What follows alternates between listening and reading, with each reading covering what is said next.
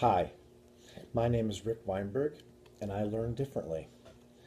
Around second grade, I remember being pulled out of class and told that I was dyslexic and that special things were going to be tried so that I could overcome my dyslexia.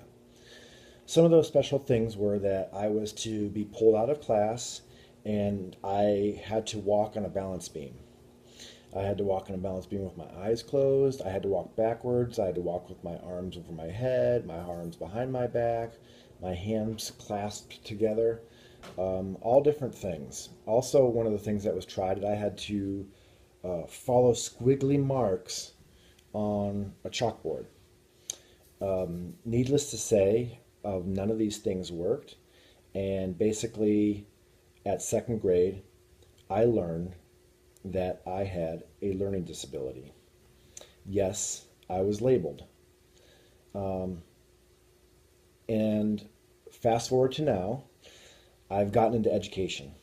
And my whole point of getting into education and many of the things that I do now is to A, try to prevent students from being labeled, especially if they just learn differently. Um, I discovered when I was 36 years old, awfully late in my educational matriculation, that I was an auditory learner. And I discovered this by putting some signals together. During my undergraduate school, for my bachelor's degree in history political science, which took me 7 years, um, I would, for most of my classes, if the professor was a good lecturer, I would record my classes and listen to them again and write notes from the recording. And I really felt that listening to them a second time actually really um, helped me learn the material much better. And if the professor was really good at what they did, I didn't have to read the book to do well on the test. And what happens to me when I read a book is that since I have dyslexia, my active working memory is used up and for decoding. So a lot of the words that I see, whether I try to decide if it's a B or a D or an H or a P or was or saw, many of those things are used up in my active working memory. I don't get a lot of the content of what's being read in. So my mission nowadays is to make school more engaging. And there's lots of ideas about engagement. And I do not believe showing the movie Holes or the movie Marley and Me during the last day of school is the kind of engagement we're looking for. I'm looking for the kind of engagement that has to do with students leading their own learning. And what I mean by that is that students are working on projects. One of the great movements today that is helping with this idea and that fits along with my philosophy really well is the whole idea of code.org and the Hour of Code, maker education, game theory, and game design and classrooms.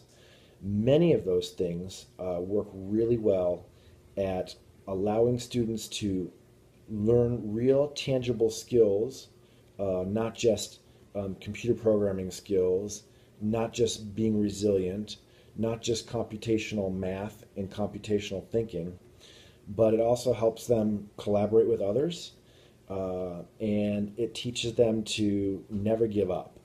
And I've noticed many times whenever I ask a student uh, to make their own video game, they will work on that video game until they get it right, the way they want it to be. And one of the best things for them to do is to try out that video game with other people.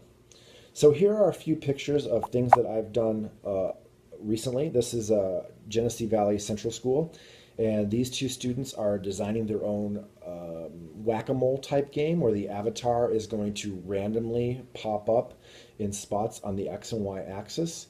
And so students had to learn the maximum and minimum range that is in Scratch. It's scratch.mit.edu, which is a free programming language. It's also open source. And these students had to learn many different types of things when it came to creating their own video games. And I don't know if many people know this, but the idea of the X and Y axis is the beginning of trigonometry. And when students start to learn the beginning of trigonometry, they start to believe that they can learn any kind of math. And it also lays a really good foundation for future math. These are more students who are from the same school that are creating their own video games. This is a teacher at Fillmore Central School. You can see her. She's the one wearing the little white sweater.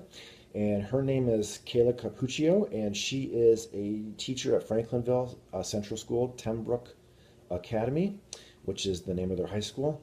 And she is teaching students projects through programming and coding using a device called a Hummingbird.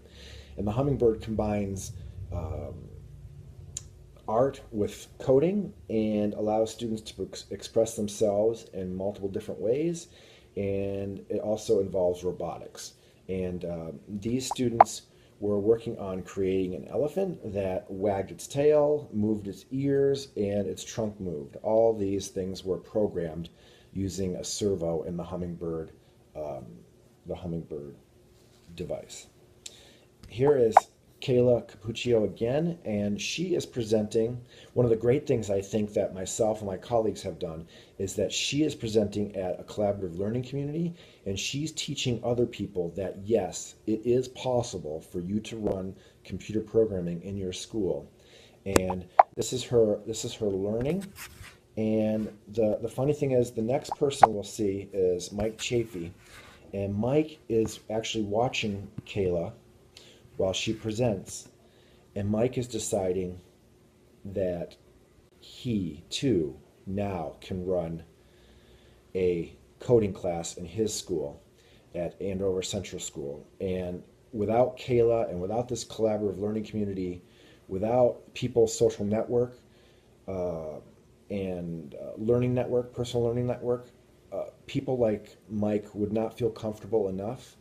And myself and my colleagues and I have worked really hard to allow this collaborative learning community to happen and flourish and help it to teach really great things to kids in schools so that they're engaged, they're having fun, and they're in charge of their own learning. So I want to say thank you very much for my time, Katie. Katie McFarland, Katie Mac 827 on Twitter, and I want to thank you very much for asking me to do this, and it has been an absolute pleasure, and I just want to say thanks so much. And if you need more information from me, my Twitter handle is @RickWeinberg. Also, you can check out my website at rickweinberg.tv for more information, and thank you very much, and I look forward to hearing from everyone. Bye.